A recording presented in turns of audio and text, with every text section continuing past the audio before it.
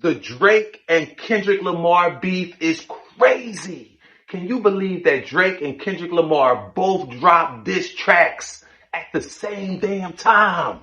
Yes. Listen, Drake and Kendrick Lamar set the internet ablaze. They both dropped tracks within 30 minutes apart. And check this out. Both tracks are fire. Don't nobody go in the bathroom for about 45 minutes. You done fucked up, you know that, don't you? You got knocked the fuck out. What's happening? Now Drake, he hit Kendrick Lamar first, hitting him with a right hook when he first dropped Family Matters, an almost 8-minute masterpiece in which he raps over multiple beats. Because like I said, these rap beats are very great when they focus on the creativity and the artistry. It's when they don't keep the main thing, and then it starts to escalate on things outside of the rap industry, and that's when it goes off course. But as long as they keep the main thing, this thing can be a masterpiece, and that's what we're kind of seeing. But in the track, Drake holds no punches coming at K-Dot. He came at The Weeknd. He comes at Rick Ross, Future, Metro Boomin, and A$AP Rocky. Yes, A$AP Rocky, right? The fashion boy that's always walking, having new babies with Rihanna. He came at his neck as well. And wait till you hear how he came at him, right? Drake also alleges Kendrick Lamar lays hands on his fiance, and you haven't heard the gist of it. The same fiance that has a baby by Kendrick Lamar's manager. Oh my They God. holding no punches. They hitting below the belt. Where's the referee when you need him? Now you may be wondering, how did A$AP Rocky name come up in this beef? Like, look, what we see A$AP Rocky, he's walking behind Rihanna, seeming like he's saying, what should I do next, baby? What do you want me to do next, baby? Holding a new baby, having babies, living a family life. What's up with A$AP Rocky? Well, I'll tell you why Drake came at A$AP Rocky. He came at his neck for not having his priorities straight.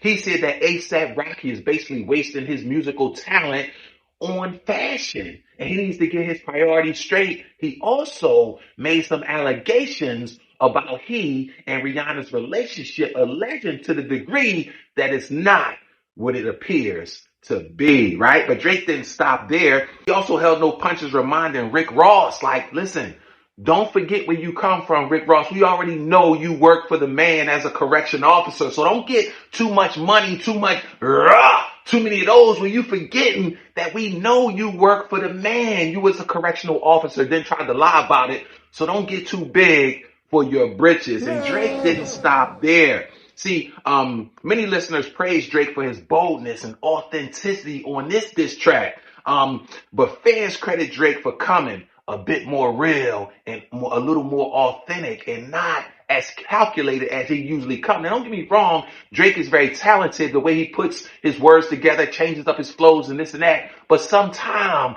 people just want you to let it flow. They just want you to let it all out, unadulterated, like see what you really are from the inside out without any details, without trying to make it look all pretty. Just let us know what you feel on the inside. And I think that the rap enthusiasts feel that way with this diss track from Drake. And this thing is getting crazy. It's heating up. It's getting out of bounds. Where's the referees when you need them? Now, again, Drake received many praises on social media and well-deserved. But his praises only were short-lived. They didn't last long because Kendrick Lamar started throwing them things back in less than 30 minutes. Kendrick Lamar dropped a show-stopping diss track less than 30 minutes later called Meet the Grams. What a creative name. And wait till you hear where it derived from. That's crazy, right? What's more crazy is that Kendrick Lamar claims that Drake has another kid that he does not claim. Yes, he's alleging that Drake has another child in which he denies. This is crazy. I think one of the biggest mistakes in this beef was made by Drake. See, when Kendrick Lamar came at him alleging that he has another child that he doesn't claim, Drake took to social media trying to prove his point, trying to make Kendrick Lamar out to be a liar. See, that's not what you do in a rap beef, in a rap battle. You just keep throwing raps back at him. You don't try to disclaim some of the raps and some of the shots that the other person threw at you. Unless you're disclaiming everything, don't try to disclaim anything, because otherwise you're going to look guilty. And this is what Drake is starting to look like. He's starting to look guilty, trying to dispel the rumors that he has another kid out there that he doesn't claim. Now, the reason this makes Drake look guilty is because you're not trying to justify anything else that he's saying about you. No. So either you're lying about the kid, or that's the only thing you're telling the truth about, and you're lying about everything else. But it's the first mistake, in my view, that either one of them has made since this rap battle, this rap beef has started. Now, Kendrick Lamar also hit Drake below the belt with some very clever and creative art graphics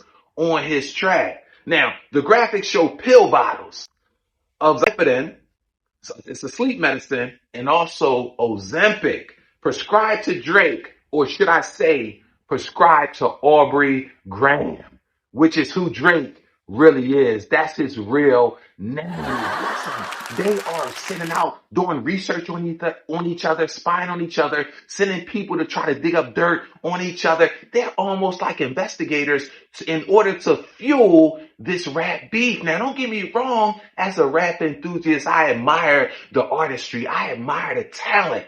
But let's keep the main thing the main thing. Now, you already know Kendrick Lamar is long-winded. He didn't stop there with coming at Drake's neck, or should I say Aubrey's neck. He continued. He took shots at Drake, telling people close to him to keep their kids away from Drake because he's a pervert. He said he has some questionable tendencies around children. And he warned other people's rap celebrities to keep their children away from Drake. Now listen, this beef is spiraling out of control.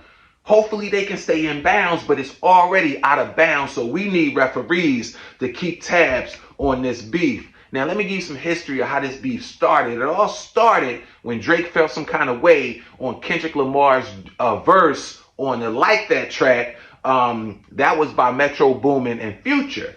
Kendrick Lamar laid the track on it, and it hit hard, and Drake didn't like it, as expected. Now, Drake immediately fired back with two responses: Pushups and Taylormade. They both were freestyles, right? Then Kendrick came back at his neck with Euphoria. And then he dropped 616, leading all up to the right now, right?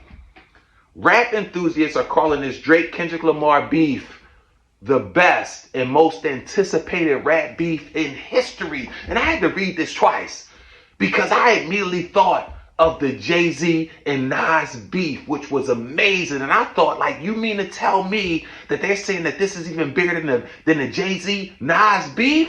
And the verse I was thinking about, that ether, the ish to make your soul burn slow. This thing is crazy. So here's the thing. We love the artistry. We love the rap beats when they stay in bounds, when they keep the main thing the main thing. Now, this Kendrick Lamar and Drake beat, this two heavyweights, two of the best in the game.